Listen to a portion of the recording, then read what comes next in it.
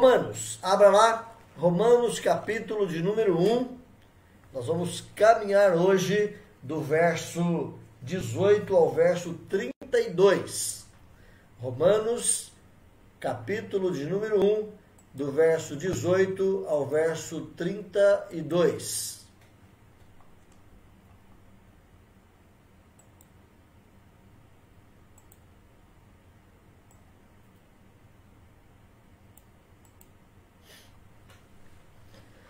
Vamos lá, eu vou ler o texto. Você acompanhe, firme, fique aí acompanhando, Bíblia aberta, caneta na mão, papel do lado, anote aquilo que você julgar ser importante para o seu aprendizado. Vou ler o texto. A ira de Deus se revela do céu contra toda a impiedade e perversão dos homens que detêm a verdade pela injustiça, porquanto o que de Deus se pode conhecer é manifesto entre eles, porque Deus lhes manifestou. Porque os atributos invisíveis de Deus, assim o seu eterno poder, como também a sua própria divindade, claramente se reconhecem desde o princípio do mundo, sendo percebidos por meio das coisas que foram criadas. Tais homens são, por isso, indesculpáveis, porquanto, tendo conhecimento de Deus, não o glorificaram como Deus, nem lhe deram graças, antes se tornaram nulos em seus próprios raciocínios, obscurecendo-lhes o coração insensato. Inculcando-se por sábios, tornaram-se loucos, e mudaram a glória de Deus incorruptível em semelhança da imagem de homem corruptível, bem como de aves, quadrúpedes e répteis. Por isso Deus entregou tais homens à imundícia pelas concupiscências do seu próprio coração, para desonrarem o seu corpo entre si. Pois eles mudaram a verdade de Deus em mentira, adorando e servindo a criatura em lugar do Criador, o qual é bendito eternamente. Amém. Por causa disso, os entregou Deus a paixões infames, porque até as mulheres mudaram o modo natural de suas relações íntimas por outro contrário à natureza. Semelhantemente, os homens também, deixando o contato natural da mulher, se inflamaram mutuamente em sensualidade, cometendo torpeza homens com homens e recebendo em si mesmos a merecida punição do seu erro. E por haverem desprezado o conhecimento de Deus, o próprio Deus os entregou a uma disposição mental reprovável para praticarem coisas inconvenientes, cheios de toda injustiça, malícia, avareza e maldade, possuídos de inveja, homicídio, contenda, dolo e malignidade, sendo difamadores, caluniadores, aborrecidos de Deus, insolentes, soberbos, presunçosos, inventores de males, desobedientes aos pais, insensatos, pérfidos, sem afeição natural e sem misericórdia.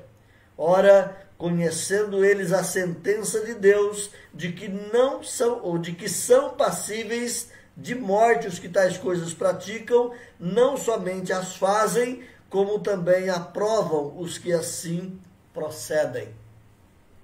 Está aí, está lido o texto bíblico. Eu quero lembrar dos irmãos que nós estamos utilizando esta revista da Cristã Evangélica, editora Cristã Evangélica. Alguns irmãos que não pegaram a sua revista ainda, elas estão disponíveis aqui na residência do pastor. Você pode passar por aqui e pegá-la, mediante a apresentação de um combo de R$10. Serve aí para você estar acompanhando durante a semana, estudando, lendo com mais vagar, para que no domingo você possa participar, se envolver e compreender melhor o estudo da palavra. Hoje é a nossa lição de número 3. Então nós estamos compartilhando hoje a lição de número 3. Eu quero convidá-lo a caminhar conosco nesse percurso da lição. Escola Dominical, Carta aos Romanos, o texto nosso é Romanos 1, de 18 a 32, e o nosso tema dessa reflexão é a ira de Deus contra a humanidade. A ira de Deus contra a humanidade. Vamos caminhando aqui, eu coloquei algumas partes aqui do nosso esboço e peço que você vá também aí de pronto acompanhando e juntos vamos refletindo um pouco mais. Só um minutinho, me perdi aqui, mas eu me encontro rapidinho.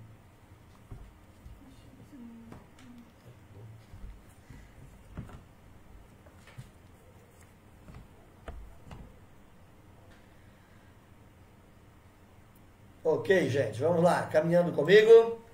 Eu coloquei aqui a título de introdução que para muitas pessoas e até para alguns cristãos, Deus é um ser puro amor e ele jamais se concebe a favor dele a ideia de ira. Ou seja, muitos cristãos também entendem assim, que Deus é só amor, Deus não se ira, Deus não se vinga, Deus não pune, Deus não entra em juízo com o ser humano, mas é importante nós lembrarmos que não é essa a mensagem da Bíblia. Por mais que nós queiramos um Deus que seja só amor e bondade, esse mesmo Deus, ele é também severidade. Esse mesmo Deus é também justiça. Esse mesmo Deus é também juízo. Ele é vingativo, ele traz punição ao homem pecador. Isso é Gênesis a Apocalipse. Se você ler a Bíblia com os olhos do Evangelho, você vai perceber isso. Vamos digredir aqui um pouquinho mais. Há daqueles que falam, não, mas isso era o Velho Testamento, lá Deus era muito irado, Deus queria mostrar que ele era punitivo, mas no Novo Testamento Jesus é puro amor. Não, não pensem assim. A Bíblia mostra que Jesus, o Filho de Deus, não tem diferença alguma quanto ao caráter, quanto à sua divindade com o Pai. Ele e o Pai são um. O Pai, o Filho e o Espírito Santo é o mesmo Deus, embora três pessoas distintas, mas iguais. Se Deus tinha ira e demonstrou a sua ira no Velho Testamento, Jesus Cristo também é um Deus irado. E você vai encontrar particularmente as expressões que falam que ele virá um dia, com poder e glória, com majestade, e ele vai trazer vida eterna e galardão eterno para aqueles que nele creram, mas também vai trazer juízo e vingança, inferno de fogo. Jesus falou muitas e muitas vezes sobre o inferno, a punição de Deus sobre os pecadores.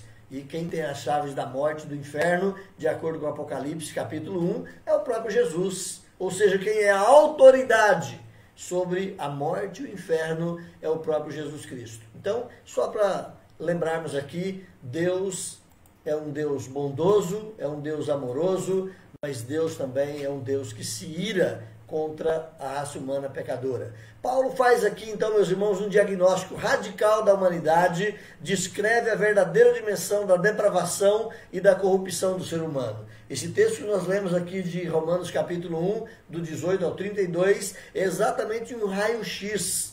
É Paulo olhando para aquilo que de fato somos como raça pecadora. Se você se lembra da leitura lá de Isaías capítulo 1, lá diz que nós somos raça de malignos, filhos corruptores, pertencemos a uma geração caída e apóstata por natureza.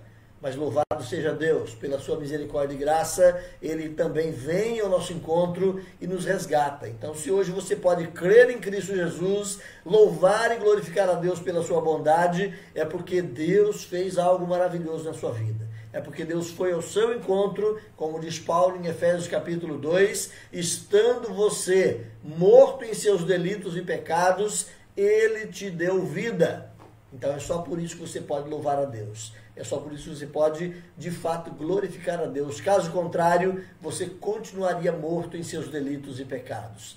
Então aqui é um raio-x da raça humana. Nós pensamos que a raça humana é coisa boa, mas mesmo a mais tenra criancinha já nasce portadora da culpa e da corrupção e, portanto, merecedora de condenação.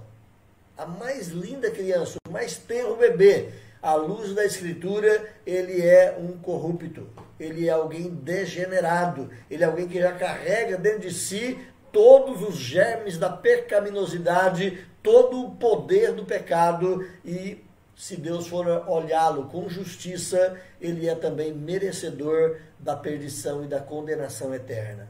Não vamos entrar aqui no mérito da questão, se criança é salva, se não é salva, mas você pode pesquisar depois e certamente se contentar com a graça de Deus também a favor dos pequeninos.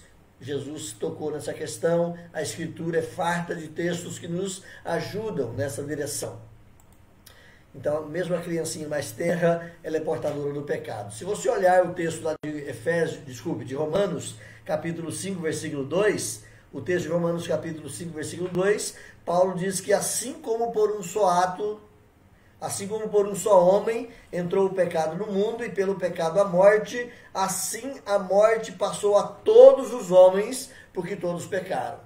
Quando é que uma criancinha tão tenra, tão bela quanto esse que nós colocamos aqui, à guisa de ilustração, como é que uma criancinha tão bela, ou quando é que ela passa a ser uma pecadora? Diz o texto aqui que a morte passou a todos os homens, desde a sua concepção, desde a sua formação no útero da mamãe, essa criança já é pecadora. A corrupção do papai e da mamãe, a pecaminosidade do papai e da mamãe já passam na fecundação dessa criança. É o texto lá de Salmo 51, versículo 5, particularmente, que eu me recordo aqui nesse momento, nos ajuda a lembrar disso. O salmista e profeta Davi vai dizer lá: eu nasci na iniquidade e em pecado me concebeu minha mãe. E a Escritura vai nos mostrar isso, que desde o ventre materno nós já somos portadores do pecado. Então, nós estamos debaixo de uma raça caída, somos uma raça caída e estamos debaixo do pecado. Primeira particularidade da nossa lição nessa manhã é falar sobre a ira de Deus. A ira de Deus, a sua natureza. O que é a ira de Deus? John MacArthur é um pregador reformado. Ele vai dizer que não se trata de uma explosão impulsiva de raiva voltada de maneira caprichosa às pessoas às quais Deus não gosta. É a resposta certa e determinada de um Deus justo ao pecado. A ira de Deus não é como a minha ou a sua ira. Quando nós nos irritamos e ficamos irados por uma situação ou outra, muitas vezes até uma ira injusta, agredindo desnecessariamente as pessoas. Não, a ira de Deus não é assim. A ira de Deus é santa. A ira de Deus é perfeita, a ira de Deus é justa, a ira de Deus é correta, é a resposta certa e determinada de Deus com justiça ao pecado humano. Isso é ira de Deus. Então é algo totalmente distinto da minha raiva ou da sua raiva. Não podemos pensar na ira de Deus no mesmo molde da minha ou da sua ira. A ira de Deus é santa, ela é perfeita. Então vamos caminhando mais aqui. Eu quero lembrar você também sobre o objeto contra o que Deus se revolta. Contra o que Deus se ira. A ira de Deus se revela contra o que ou contra quem. Então perceba aí no texto de Romanos capítulo 1, fique conosco. A Bíblia diz que Deus se revela contra a impiedade. Volta lá para o versículo 18. Porque a ira de Deus se revela do céu contra toda impiedade. O que é impiedade? Então, aqui você tem a ação divina contra a falta de reverência e devoção a Ele. Impiedade. Eu procuro ilustrar sempre de uma maneira bem simplória, bem fácil, com o prefixo in, que significa não. Não é mesmo? Quando você fala, por exemplo, eu sou uma pessoa feliz. E quando você fala, eu sou uma pessoa infeliz, você está dizendo, eu não sou feliz. Então, o in, esse prefixo, ele significa não. O que é pio? Eu preguei sobre Salmo 14 lá na igreja um tempo atrás, e são as últimas gotículas que eu tenho do Salmo 14, termina amanhã, e eu trouxe também essa ilustração lá naquela mensagem.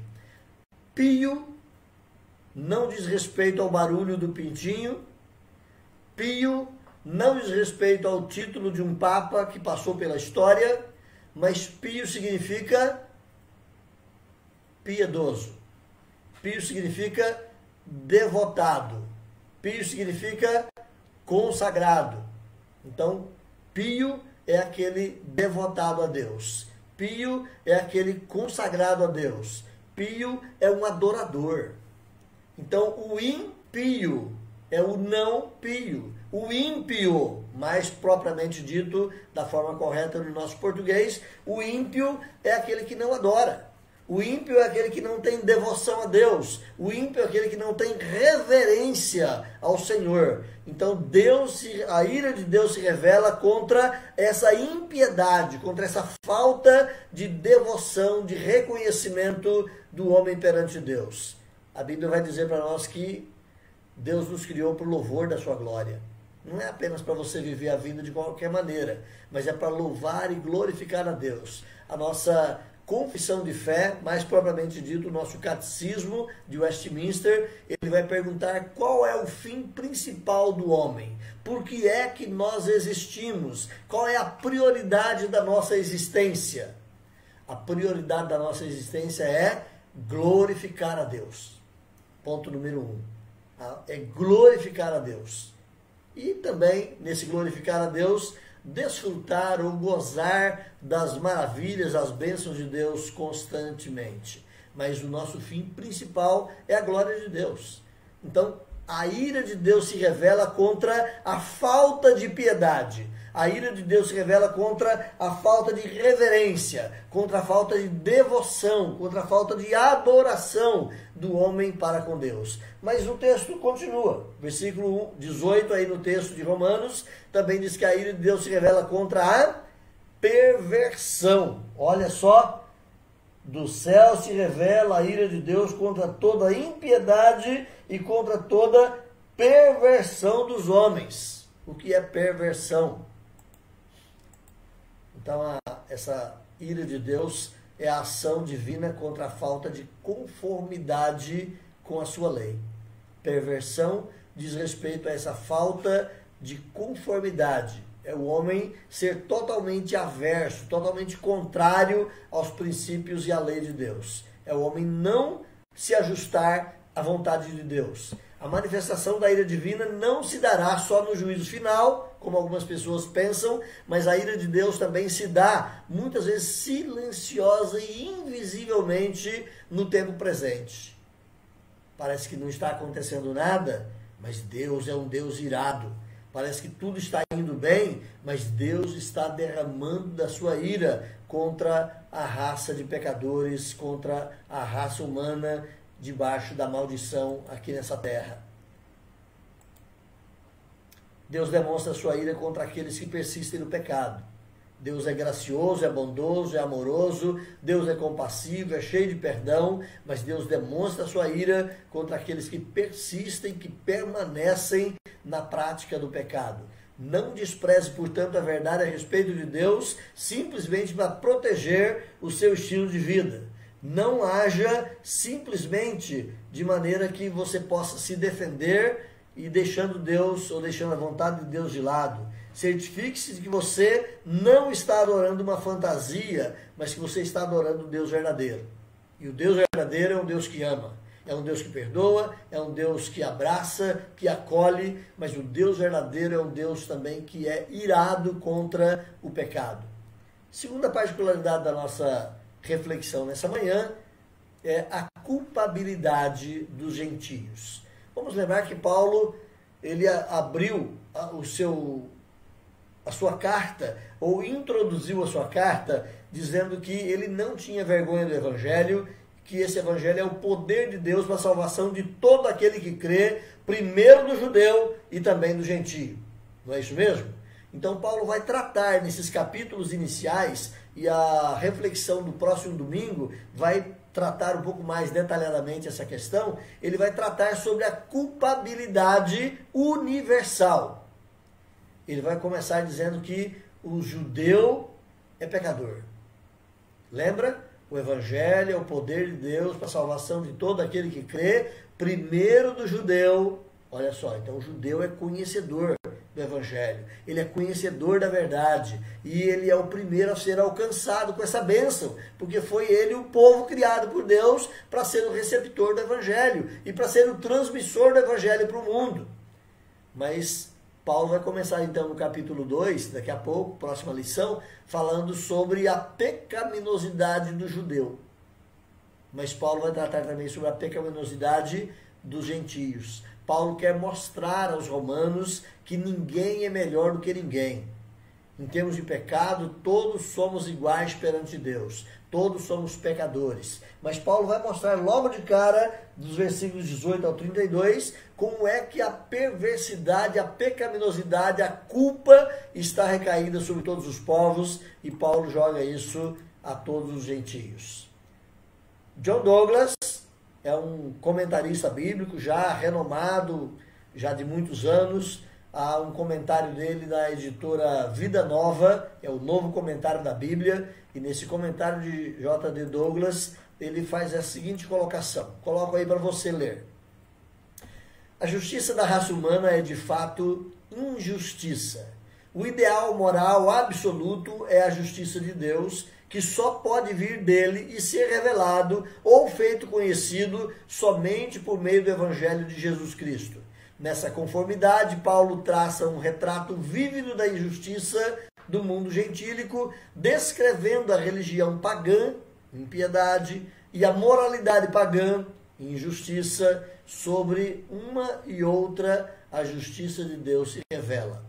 Ou seja, a justiça da raça humana, por melhores que sejamos, a raça humana é injusta.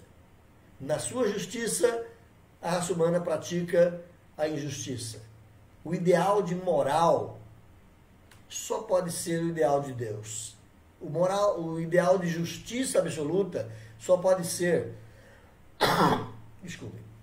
só pode ser o ideal de Deus, e você só pode conhecer o ideal pleno de Deus através da pessoa bendita de Jesus Cristo e do seu Evangelho.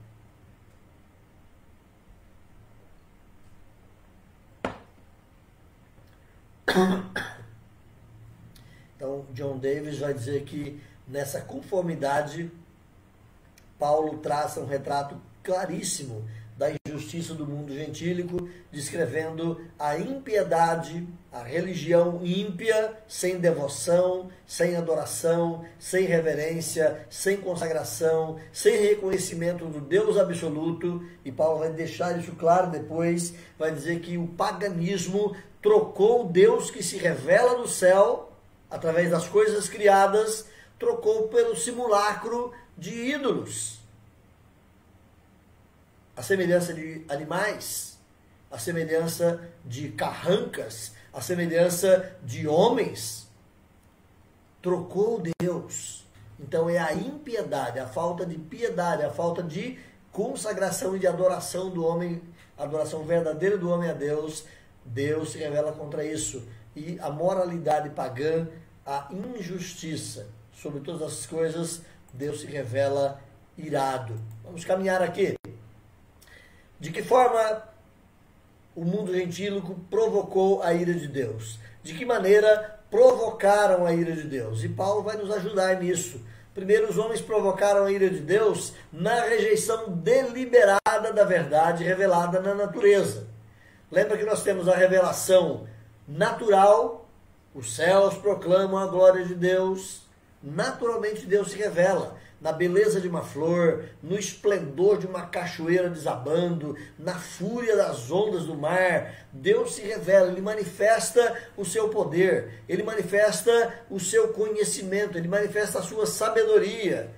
Deus se revela através das coisas criadas. E os homens provocam a ira de Deus quando rejeitam deliberadamente o fato de que Deus está se revelando através das coisas que foram criadas. Romanos 1, olha aí, verso 20 a 22. Romanos 1, verso 20 a 22. Paulo diz assim: porque os atributos invisíveis de Deus, assim o seu eterno poder, como também a sua própria divindade, claramente se reconhecem desde o princípio do mundo, sendo percebidos por meio das coisas que foram criadas. O que Paulo está dizendo aqui? Que se você olhar para a natureza, você vai perceber traços da existência de Deus. É bom que a gente faça uma distinção rápida aqui, para que você não fale que se você olhar para a natureza, você vai ver Deus. Não. Se você olhar para a natureza, você não vai ver Deus. Deus não está imiscuído, misturado, miscigenado na coisa criada. Deus, ele é fora, ele é além, ele se manifesta nas coisas criadas, mas as coisas criadas não fazem parte do ser divino. As coisas criadas não é, propriamente dito, Deus. Então, quando você olha para a natureza, você não vê Deus. Existem algumas canções, até cristãs, evangélicas, que nos levam a esse erro. Isso se chama panteísmo. É como quando alguém canta, por exemplo, que eu vejo Deus na beleza da flor, eu vejo Deus no sorriso da criança. Não, você não vê Deus em nada disso. Mas você reconhece a sabedoria, você reconhece o poder, você reconhece a inteligência, você reconhece o conhecimento, você reconhece a ordem. Então, você percebe a existência de Deus pelas coisas criadas, mas você não vê Deus nas coisas criadas. Aprenda a fazer essa distinção aí na sua mente. Então, os homens provocam a ira de Deus quando rejeitam deliberadamente a verdade revelada. Olha o que Paulo fala mais uma vez, versículo 20. Os atributos de Deus, assim também o seu eterno poder, assim também a sua própria divindade, se revelam nas coisas que foram criadas. Ou seja, você percebe a presença, você percebe o ser de Deus olhando as coisas que foram criadas. Embora elas sejam distintas de Deus, mas elas revelam o ser de Deus. É isso que Paulo está dizendo. Então, quando o homem despreza esse conhecimento acerca de Deus, mediante as coisas criadas, Paulo termina o versículo dizendo que esses homens são, por isso, indesculpáveis. Versículo 21. Porque tendo eles o conhecimento de Deus, ou percebendo a pessoa, os atributos, a divindade de Deus através das coisas que foram criadas, percebendo eles essas realidades, eles não glorificam a Deus, nem sequer agradecem a Deus pelas bênçãos, pela vida, por tudo. Pelo contrário, eles pensam que são sábios e tornam-se loucos. Versículo 22. Então, quem não está em Cristo não pode conhecer a Deus. Ninguém vem ao Pai, completa aí para mim. Ninguém vem ao Pai, senão por mim. É Jesus que disse isso. Quem me vê a mim, vê o Pai, disse Jesus. Não conhecer a Cristo é não conhecer a Deus. E não me diga que você conhece a Deus e Deus te basta. Você não precisa de Jesus. Existem algumas religiões que transitam nessa direção. O próprio judaísmo. Eles querem dizer que conhecem a Deus, mas não querem Jesus Cristo. O próprio islamismo quer dizer que conhecem a Deus, mas não precisam de Jesus. E várias outras religiões, até algumas denominadas de cristãs, mundo afora, desprezam Jesus, querendo se agarrar ao Deus Pai. Mas ninguém vem ao Pai a não ser por mim, disse o nosso amado Redentor. Romanos 1, 20 a 22, aliás, repetir aqui o texto, né? Paulo vai mostrar exatamente isso. Quero que você olhe as outras duas referências. 1 Tessalonicenses, capítulo 4, versículo 5. Paulo diz assim: não com o desejo de lascívia, como os gentios que não conhecem a Deus. Eu queria apenas me apegar na expressão que Paulo fala no final do versículo, os gentios que não conhecem a Deus. O mundo gentílico, sem Jesus Cristo, não conhece Deus. Pode ser religioso, mas não conhece Deus.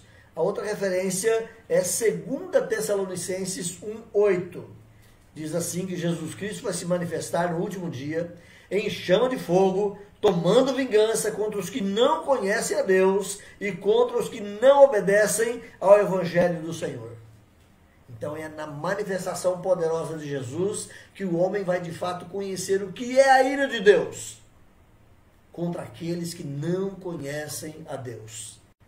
Um outro texto que eu coloquei de forma errada ali era Gálatas 4:8, eu repeti a referência de Romanos 1. Gálatas 4:8 diz que outrora, porém, não conhecendo a Deus, vocês serviam a deuses que por natureza não o são. Olha só, Paulo dizendo aos Gálatas que eles, antes de conhecer a graça de Deus, eles serviam a outros deuses que não eram deuses.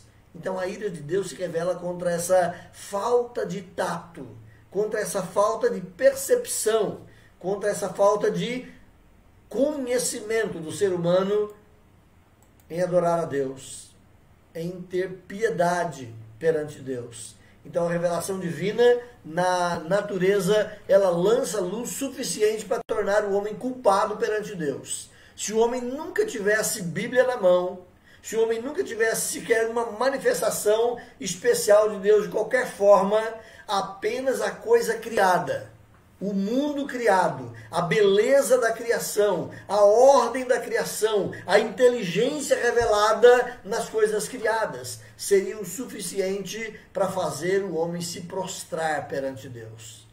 E o homem, não se prostrando, ele se torna culpado. Então a revelação divina na natureza, ela lança luz e conhecimento suficiente para tornar o homem pecador culpado. É por isso que Paulo termina o versículo 20 dizendo isso. Tais homens são por isso indesculpáveis, ou são culpados perante Deus. É o que ele fala aí exatamente no verso 20. O veredito, portanto, é imediato. Culpado. Tem a criação diante de si e não adora a Deus, culpado. Não precisa de mais nada. O homem é culpado perante Deus, porque tendo a revelação da existência e do ser divino, não o adora, não o serve. Mas também a ira de Deus se manifesta sobre os homens, porque os homens provocaram a ira de Deus na perversão da verdade conhecida. Perceberam a existência de um ser e, ao invés de adorá-lo, criaram outros deuses. Perceberam a realidade da existência do ser divino e, ao invés de se dobrar em gratidão, serviu em gratidão de louvor e de adoração, criaram seus próprios deuses. A rejeição do Deus verdadeiro era notória e notificada por Paulo ao ver o homem trocando Deus pela idolatria. Se você percebe aí, nos versículos seguintes, Paulo vai dizer exatamente isso. Olha o verso 23. Você pode ler o 23 na sequência do 22, que diz: inculcando-se por sábios, tornaram-se loucos e mudaram a glória de Deus. Ao invés de adorá-lo, fizeram deuses semelhante a homens, fizeram Deus semelhante a aves, fizeram Deus semelhante a répteis, a quadrúpedes. Fizeram os deuses das mais diferentes formas no intuito de suprimir o ser divino e adorar aquilo que seja da sua própria invenção. Olha o texto do Salmo de número 106, Salmo de número 106, versículo de número 20, o texto vai dizer assim: e assim trocaram a glória de Deus pelo simulacro de um novilho que come erva. A reportagem aqui do Salmo 106 é ao erro do povo de Israel, quando saíram do Egito, entraram na caminhada pelo deserto, quando Moisés sobe ao monte para receber a revelação especial de Deus, o povo troca Deus por bezerro. Recolhem ouro, pratas, pedras preciosas do povo e constrói bezerros à semelhança dos deuses do Egito. Exatamente isso que o texto está dizendo, que o povo de Israel, mesmo diante da beleza, da grandeza, da revelação de Deus ali, fazendo sinais e prodígios, tudo na cara deles, tudo mostrando o poder e a existência de Deus, ainda assim, eles trocaram o Deus verdadeiro por um novilho, pela imagem de um boi, e foram adorar esse novilho. O homem troca Deus por tantas imagens. O homem troca Deus por tantos deuses diferentes e cria, segundo a sua imaginação, os seus próprios deuses. Olha mais uma vez aí os versículos que Paulo coloca, versículo 22 e 23. Mudaram a glória do Deus incorruptível em semelhança de imagem de homem corruptível, bem como de aves, quadrúpedes e répteis. Se você for estudar a iconoclastia ou a adoração de imagens mundo afora, é que quando se fala em imagem aqui no Brasil, via de regra, o brasileiro pensa nas imagens do catolicismo, que também é um erro, à luz da Bíblia.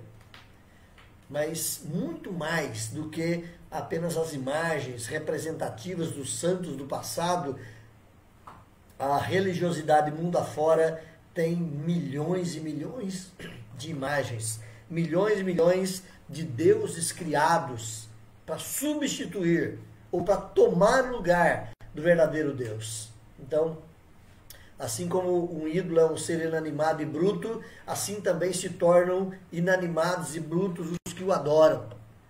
É como diz o texto bíblico. Eu coloco para você duas referências, peço que você corra para elas. Primeiro, Salmo 115, versículos 4 a 8. Olha lá.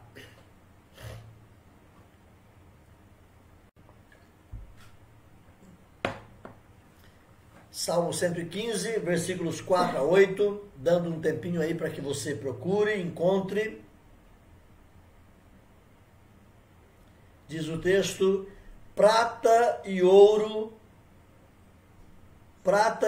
são os ídolos deles, obras das mãos dos homens. Tem boca e não falam, tem olhos e não veem, tem ouvidos e não ouvem, tem nariz e não cheiram. Suas mãos não apalpam, seus pés não andam, som nenhum lhes sai da garganta. Tornem-se semelhantes a eles os que os fazem e quantos neles confiam.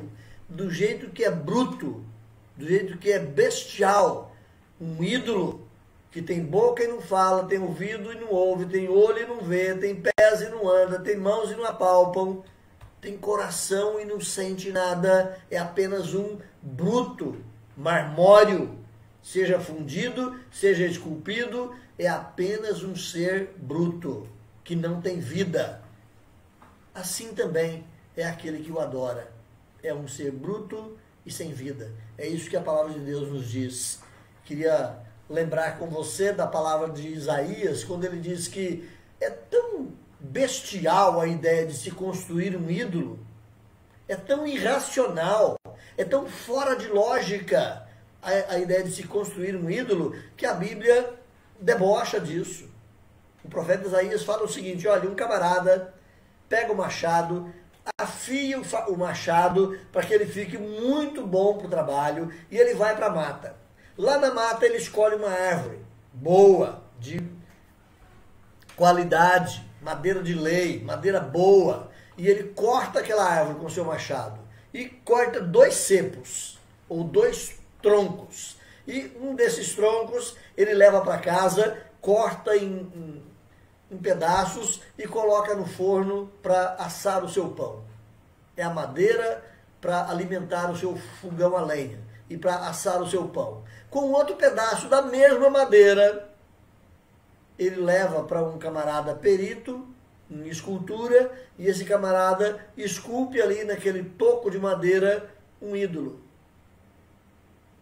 Olha só, da mesma madeira que você faz lenha para queimar no seu fogão, você constrói um Deus e se prostra diante dele. Não é mesmo uma idiotice?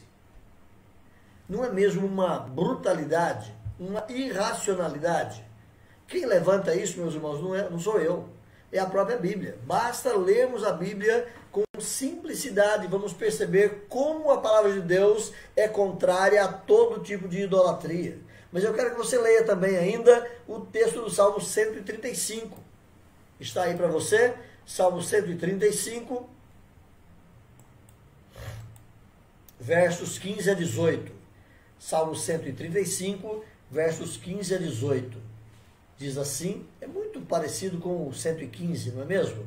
135, de 15 a 18, diz assim: os ídolos das nações são prata e ouro, obras das mãos dos homens. Têm boca e não falam, têm olhos e não veem, têm ouvidos e não ouvem, pois não há alento de vida em sua boca, como eles se tornam os que o fazem, e como eles se tornem também os que neles confiam. Palavra de Deus, simples e clara. Mas eu quero lembrar para você então que Paulo está debatendo justamente contra esse conceito. Os homens perverteram a verdade de Deus. Sabendo da existência de Deus, ao invés de cultuá-lo, constroem um ídolo. Então a idolatria significa perversão da verdade revelada. Perversão da verdade conhecida acerca de Deus. Deus é inimigo dos ídolos, visto os mesmos serem uma falsificação do caráter divino. Qualquer forma de idolatria, seja ela materializada ou seja ela apenas mentalizada, é uma perversão do ser divino. Por isso Deus é irado contra toda e qualquer forma de idolatria. Então lembre que mesmo você, cristão, evangélico, professo, você pode também ter ídolos no coração. Cuidado. Cuidado com os ídolos do coração. Cuidado para não criar idolatria dentro de você mesmo. Muitas vezes eu sou o meu próprio ídolo. Muitas vezes o meu dinheiro se torna o meu ídolo. Muitas vezes o meu apego ao meu conhecimento se torna o meu ídolo. Então cuidado para que você não crie ídolos dentro de você. Não apenas o ídolo materializado, esculpido, forjado, fundido, mas o ídolo que você também cria dentro de você ocupa um lugar que não é dele, ocupa um lugar que é de Deus. Então cuidado, porque esses ídolos te levam à falência. Então se prostrar aos pés de qualquer ídolo é desconsiderar o ser divino. Se prostrar aos pés de qualquer ídolo é desconsiderar o ser de Deus. E nós somos chamados a sermos adoradores de Deus. Nada nesse mundo visível é infinito. Nada nesse mundo visível é perfeito. Nada nesse mundo visível é imortal. Então nada aqui pode ser divinizado. Nada aqui pode ser adorado. Nós somos chamados a adorar a Deus em espírito e em verdade. Quando eu terminei o tiro de guerra, fazendo meu serviço militar, isso lá pelos idos de 1979, faz tempo já, hein? Puxa vida, como é que passa o tempo? Eu era um garotão de 19 anos na época, fiz lá o serviço militar e naquela época não tínhamos toda a tecnologia que temos hoje, máquinas fotográficas tão especiais, com tanta capacidade aí de tirar uma foto excelente, muito menos celular não existia naquela época, e foi lá no nosso destacamento do Exército, na época, um fotógrafo. E ele tiraria uma foto de cada recruta, levaria a foto e pintaria um retrato em tamanho maior, um retrato, e traria de volta por preço X para aqueles que quisessem, ou para aqueles que encomendassem, traria o seu retrato. Ele mostrou um retrato muito bonito e convenceu todos os chamados mocorongos, né, todos os recrutas, a também querer aquele retrato. E ele levou então a foto de muitos de nós para se pintar. A foto ficou boa, eu tenho guardado até hoje aquela foto, é uma foto bonita, boa. Emiliano de cap, cabelinho cortadinho, ali pronto, como se fosse um soldado, e lá estava aquele pintor. E no dia marcado ele volta com o seu carro cheio de quadros bonitos, até os quadros, mas quando eu peguei o meu retrato, eu fiquei horrorizado. Não era eu ali. Eu fiquei angustiado ter que pagar o valor para aquele indivíduo, quando na verdade não demonstrava exatamente o meu perfil. Eu fiquei tão indignado que eu nunca valorizei aquele quadro. Levei para casa com um coração amargo, ficou lá durante um tempo, eu nem sei que fim levou esse quadro depois na minha história. Gente, se nós que somos imperfeitos, E olha, eu para fotografia eu sou péssimo. Os meus filhos, minha esposa que me conhece tão bem, eu sou horrível para tirar foto, para achar o ângulo certo para tirar a foto. Eu que sou imperfeito na questão da arte, eu odiei aquele retrato. Agora imagine alguém querer pintar Deus. Que insolência, que presunção é essa do ser humano de querer construir um ser segundo a sua imagem mental e dizer que esse é o seu Deus. Deus é um Deus irado contra toda e qualquer forma de idolatria. Nada nesse mundo visível pode ser construído, pode ser reputado como imagem de Deus. Então pense nisso. Quando as pessoas adoram a criatura em vez de adorarem o Criador, perdem de vista a própria identidade como seres criados à imagem de Deus. Perdem de vista aquilo que eles realmente são, imagem e semelhança de Deus. E começam a adorar um bruto, um ser inanimado, um ser inventado. Não há coerência na idolatria. Não há coerência na verdade religiosa que se utiliza da idolatria. Terceira parte aqui da nossa reflexão, meus queridos irmãos, é a punição divina dos idólatras. Deus é um Deus que vai punir o ser humano. E todo ser humano que não adora a Deus em espírito e em verdade, todo ser humano que não adora a Deus na pessoa de Jesus Cristo, que não foi ao Pai mediante o Filho, todo ser humano é idólatra. Você pode até pensar, não, mas o meu vizinho não é idólatra. Eu nunca vi na casa dele um ídolo, coisa assim, mas se ele não tem Cristo Jesus no seu coração, se ele não tem Deus através de Jesus Cristo na sua vida, ele tem outra coisa. Ele pode não ter um ídolo de barro, ele pode não ter um ídolo de pedra, ele não pode ter um ídolo fundido, mas lá no seu coração tem outra coisa ocupando o lugar de Deus. Portanto, todos quantos não têm Cristo Jesus como seu Salvador, Deus os qualifica no mesmo prisma. Deus os qualifica com a mesma medida, todos são idólatras. Construíram o seu próprio Deus no lugar de Deus. A idolatria leva o homem, meus irmãos, às formas mais grosseiras de superstição e imoralidade.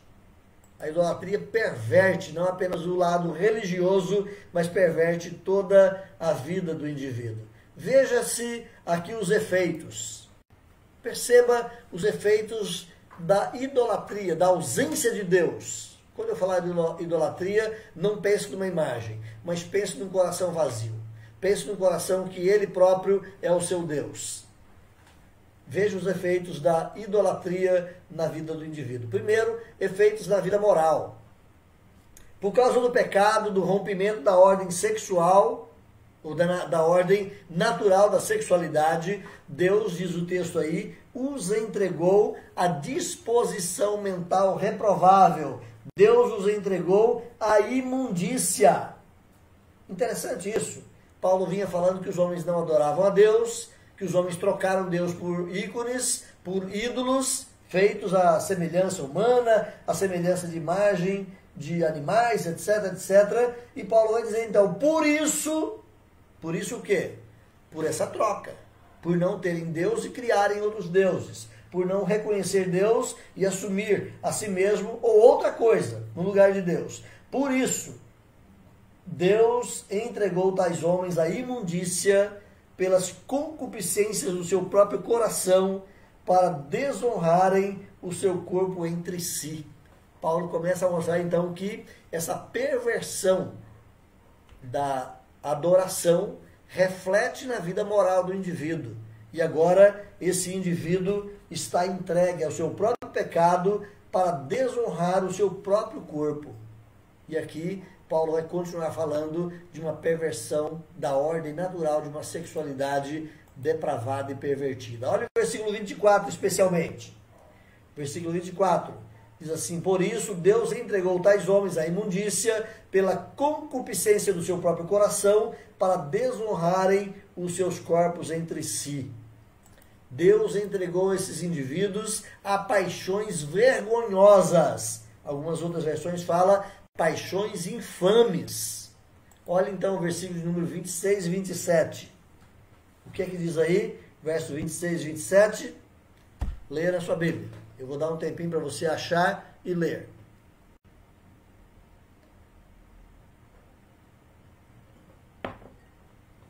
Verso 26 e 27, em Romanos capítulo 1, Paulo fala assim: por causa disso, Deus os entregou a paixões infames, porque até as mulheres mudaram o seu modo natural de suas relações íntimas por outro, contrário à natureza, semelhantemente os homens também, deixando o contato natural da mulher, se inflamaram mutuamente em sua sensualidade, cometendo torpeza, homens com homens, e recebendo em si mesmos a merecida punição de seu erro.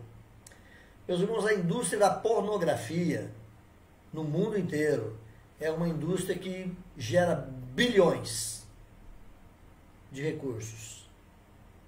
Mas a indústria da pornografia, seja com seus fetiches, seja com seus filmes, seja com seus desenhos, com o que eles quiserem fazer, ou mesmo a vivência da pornografia na vida física dos indivíduos, demonstra apenas o Deus dessas pessoas.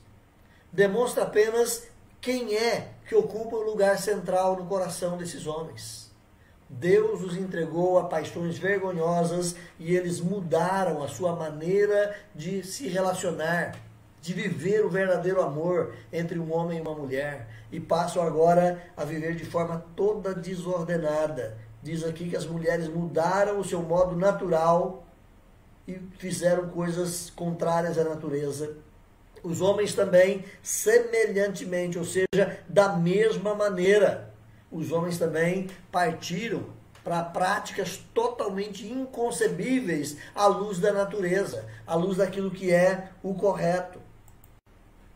Perceba comigo. A palavra grega, physis, é a palavra natural ou natureza que você tem lá na Bíblia. Ela significa a ordem criada por Deus, né? Physis é a coisa criada por Deus, é a natureza, é a maneira como Deus estabeleceu.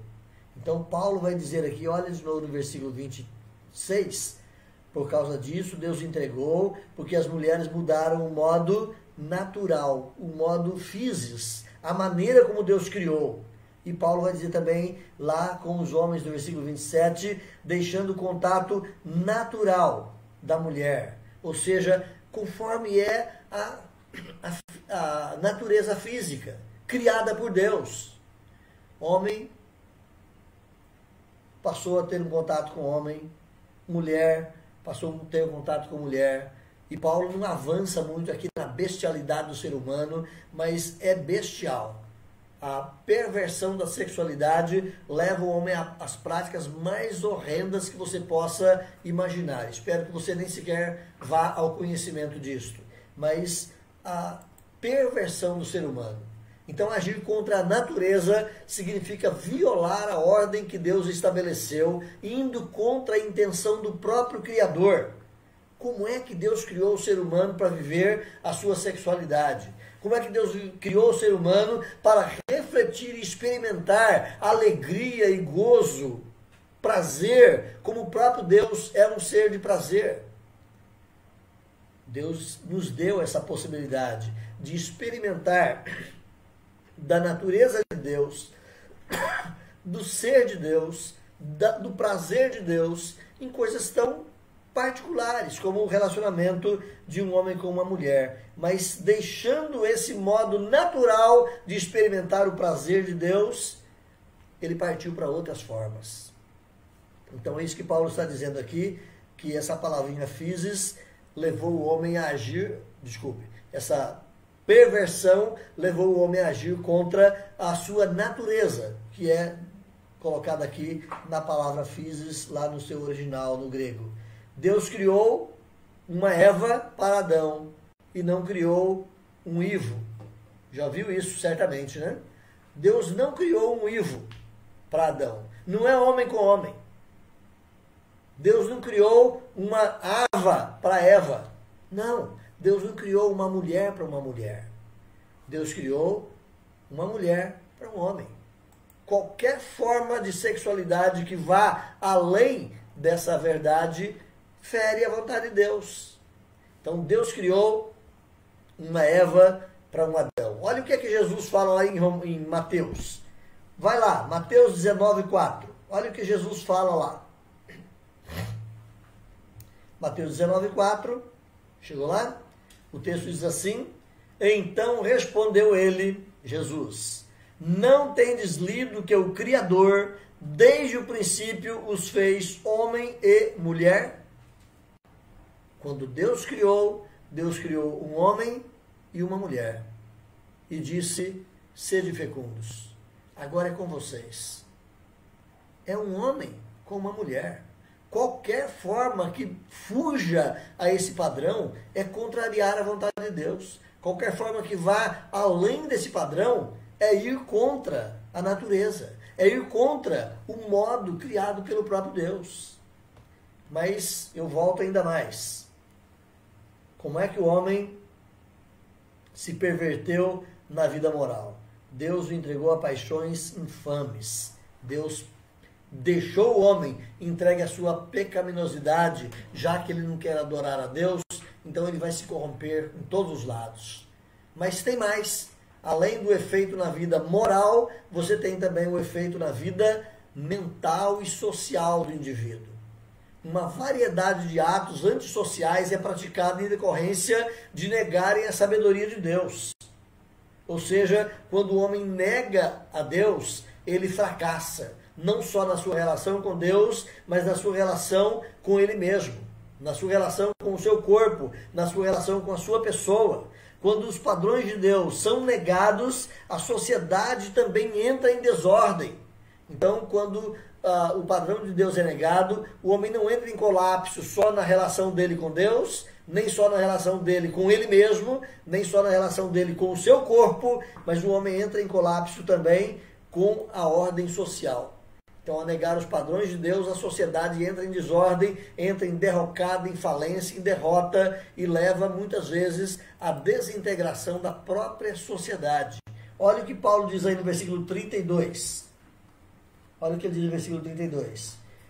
Ora, conhecendo eles a sentença de Deus, de que são passíveis de morte os que tais coisas praticam, não somente as fazem, mas também aprovam os que assim procedem. Você já viu falar de crente indo na parada gay? Ah, mas ele foi só para ver, pastor. Ele foi só porque ele tem amigos lá que são e tal. Ele foi apenas para prestigiar os amigos. É isso que Paulo está dizendo no versículo 32. Sabendo que Deus vai punir, eles não só praticam tais coisas, mas também aprovam aqueles que praticam. Precisa tomar cuidado. Precisa gerenciar a sua vida a partir dos padrões de Deus. Cuidado para você não concordar mental, emocionalmente com o erro do outro, mesmo que você não pratique.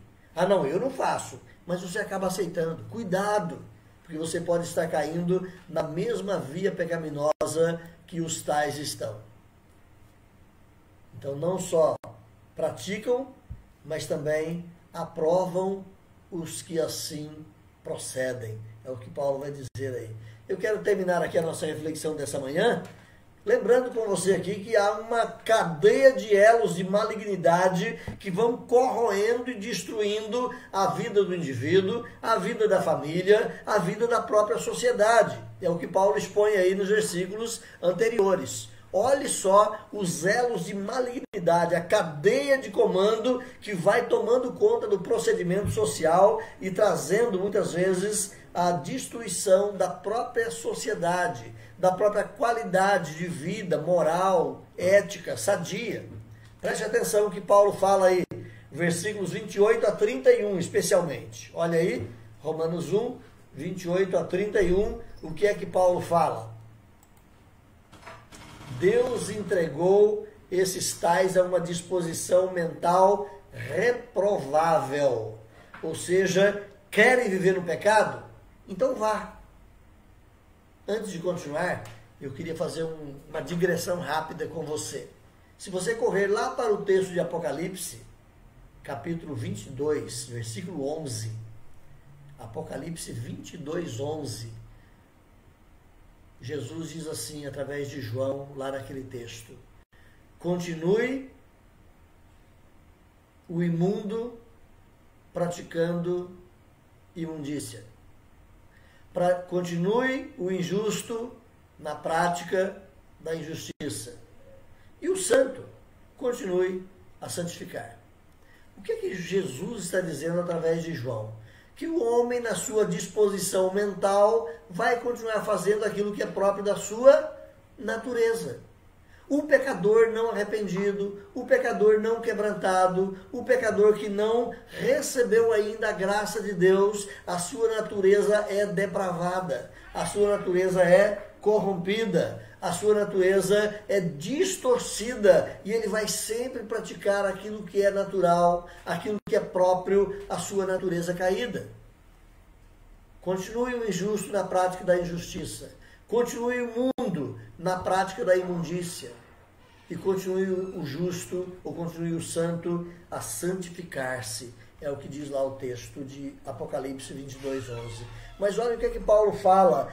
Porque o homem está entregue a uma disposição mental reprovável, porque o homem está inclinado a fazer cada vez mais o que não é justo aos olhos de Deus, Deus então deixou esse homem solto. Não quer me adorar, não quer me servir, não quer viver numa reverência correta comigo, então faça o que é próprio da sua natureza. É mais ou menos essa a entrega de Deus. Não é que Deus tenha inclinado o homem para o pecado. Não, Deus apenas deixou o homem na sua inclinação para que ele fosse atrás dos seus próprios desejos. E Paulo vai dizer então que nós temos uma sociedade cheia de toda a injustiça. Nós temos uma sociedade cheia de malícia. Nós temos uma sociedade cheia de avareza. Temos uma sociedade cheia de maldade. Temos uma sociedade cheia de inveja. Temos uma sociedade cheia de homicídios. Temos uma sociedade cheia de contendas. Temos uma sociedade cheia de dolo. Temos uma sociedade cheia de malignidade. Temos uma sociedade cheia de pessoas difamadoras, que falam mal umas contra as outras só para ver a maldade ou só para ver o lado ruim sobre as pessoas. Somos uma sociedade, temos uma sociedade cheia de caluniadores, que inventam males sobre os outros. Temos uma sociedade cheia de pessoas aborrecidos de Deus, que não têm prazer em Deus. Temos uma sociedade cheia de pessoas insolentes. Temos uma sociedade cheia de pessoas soberbas, que se acham melhores do que o próprio Deus. Temos uma sociedade cheia de pessoas presunçosas, arrogantes. Temos uma sociedade cheia de pessoas inventores de males. Fica pensando em como fazer o mal, em como distorcer as coisas. Temos uma sociedade cheia de pessoas desobedientes aos pais ou às autoridades. Temos uma sociedade cheia de pessoas insensatas, tolas. A palavra insensata, já falamos dela outro dia, é o idiota, é aquele que não pensa. Temos uma sociedade cheia de pessoas pérfidas, traiçoeiras. Temos uma sociedade sem afeição natural. Temos uma sociedade sem misericórdia. Eu quero voltar aqui. Todos esses adjetivos que Paulo coloca aqui, e são adjetivos negativos que Paulo coloca aqui, eles não são estanques. Ou seja, eles não totalizam a pecaminosidade do coração humano. Certo? Mas é uma lista até grande que Paulo começa a levantar falhas, erros e pipocar as situações da maldade do coração humano, da pecaminosidade do coração humano, para onde isso vai nos levando. Lembra de Sodoma e Gomorra? A perversão era tão grande ali em Sodoma e Gomorra, que diz a palavra de Deus, e Deus resolveu dar cabo daquelas cidades. a malignidade era tão terrível que Deus resolveu acabar com aquelas cidades. Havia ali uma família temente a Deus, apesar dos pecados que eles tiveram depois, mas era uma família que tinha o temor de Deus. Era a família de Ló. A mulher olhou para trás, virou uma estátua de sal. As filhas enganaram o próprio pai, embebedaram o pai, tiveram filhos com o próprio pai. Uma situação caótica que se deu, mas apesar disso, existia um temor de Deus ali ainda naquela família. E Deus manda então, lá para Sodoma e Gomorra, Deus manda então anjos para libertar, ou para punir aquela cidade, e ao mesmo tempo para libertar Ló daquele contexto. E a história vai dizer que quando aqueles homens chegaram, já era um finalzinho de tarde, começo de noite, e Ló os recebeu em sua casa. E eles entraram para conversar, para convencer Ló de sair dali, porque choveria fogo do céu e destruiria aquelas cidades. E enquanto Ló estava ali sendo convencido por aqueles anjos, ministros de Deus, homens do lado de fora estavam batendo lá e querendo aqueles homens para eles, querendo usá-los como objeto sexual. Olha a perversão do indivíduo, olha a perversão do ser humano, até onde chega, uma sociedade totalmente corrompida. Se você for ler o texto de Ezequiel, salvo engano, Ezequiel 16, diz lá o texto que Deus destruiu Sodoma e Gomorra porque eles não tinham misericórdia do pobre. Eles não estendiam a mão ao aflito. Eles não socorriam aqueles que precisavam de pão. Olha a dureza do coração humano. Eu quero trazer você para os nossos dias. O que é que Deus está fazendo com o mundo nesses últimos 3 meses, 4, 5 meses? O que Deus está fazendo com o mundo nesses últimos dias, com uma pandemia, punindo. Milhares de pessoas já foram mortas por causa desse vírus esses últimos dias. É a ira de Deus que se manifesta nos céus. É a ira de Deus que se manifesta contra toda corrupção do gênero humano. E Deus está corrigindo a mim e a você, meu irmão. Deus está corrigindo a mim e a você, minha irmã, a termos um coração mais voltado para Ele. Olha as mudanças que Deus já está fazendo acontecer nesse mundo. Pais que eram desafeiçoados aos filhos, agora tendo que conviver com os filhos em casa e aprendendo a suportar, aprendendo a amar, aprendendo a usar de fato a sua responsabilidade para construir filhos melhores.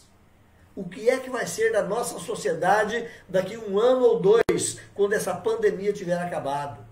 Não pense que vai acabar agora, dia 10 de maio, quando o governador pretende voltar às atividades normais aqui no nosso estado. Não, a pandemia vai corroer esse mundo ainda uns 2 ou 3 anos sem dificuldade. Muita gente ainda vai continuar morrendo por causa desse maldito vírus. Mas é um maldito vírus que Deus permitiu e usa como punição a nossa humanidade depravada e pervertida. Deus está mudando os rumos da nossa história.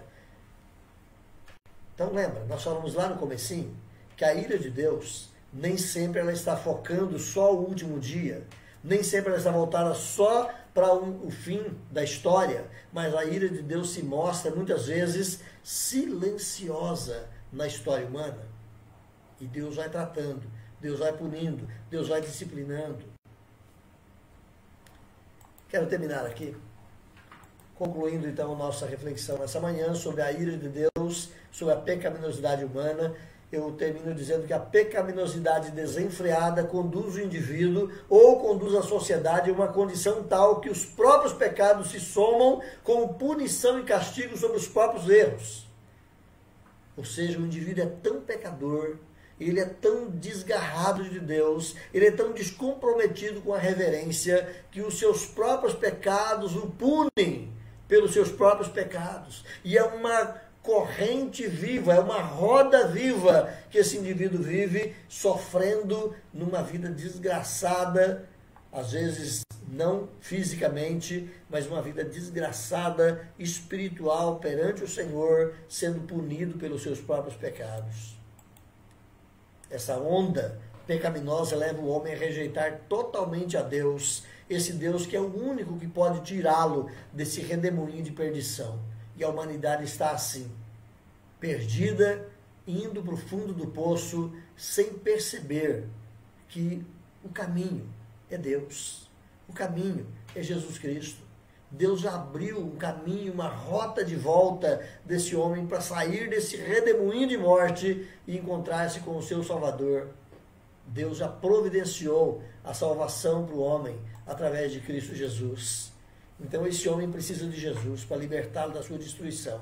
Caso contrário, se ele não receber Jesus como seu Senhor e Salvador, esse homem está fadado a ir para o fundo do abismo, para o fundo da perdição. Gente, é Bíblia, não dá para fugir disso. No capítulo 2, 3, nós vamos fazer isso na próxima semana. Durante a semana, leia capítulo 2 e 3 de Romanos, e você vai perceber de novo Paulo tratando desse mesmo tema. A ira de Deus agora sobre o povo judeu. A ira de Deus agora sobre o gentio, de maneira mais detalhada, porque todos pecaram e carecem da glória de Deus. No finalzinho do capítulo 3, Paulo vai dizer que Deus tem uma provisão de salvação, a propiciação em Cristo Jesus. Está tudo perdido, mas Deus tem a salvação. Está tudo indo para o buraco, mas Deus tem a chave que abre uma nova porta, uma nova esperança na vida do pecador.